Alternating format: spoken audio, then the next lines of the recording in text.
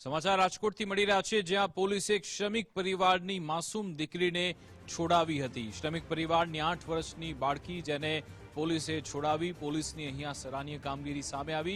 અપહરણની જાણકારી મળતા જ ગણતરીના કલાકોમાં જ દીકરીનો બચાવ કરવામાં આવ્યો છે। રયાધારમાં બાંધકામ સાઇટ પર બાળકીનું અપહરણ થયું હતું।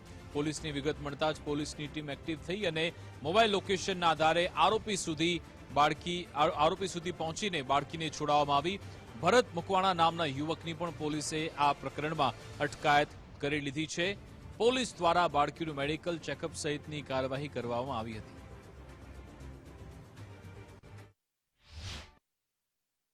આજીડેમ પોલીસ સ્ટેશનના કોઠારિયા વિસ્તારમાંથી પોલીસની સમય સૂચકતા વાપરી ને જેવો એ ભરત મકવાણા છે છોકરીને લઈ ગયેલો, તાત્કાલિક સ્થાનિક પીઆઈ અને ડિસ્ટાફના માણસોએ તાત્કાલિક એનું લોકેશન શોધી ને ઉપરોક્ત આરોપીને બદકામ કરવાના ઈરાદે લઈ જવાનો છોકરીને લઈ જતા હતા। એ દરમિયાન એને પકડી લીધેલો અને ભોગ બનનાર અને આરોપીને પોલીસ સ્ટેશન લાવી ને ગાંધીગ્રામ પોલીસ સ્ટેશનમાં ઉપરોક્ત બાબતે બીએનએસ કલમ 137(2) તેમજ પોક્સો એક્ટની કલમ 8 મુજબનો ગુનો દાખલ કરેલ છે અને ભોગ બનનારનું નિવેદન લેવાનું કાર્યવાહી ચાલુ છે અને આરોપીને અટક કરી લેવામાં આવેલ છે।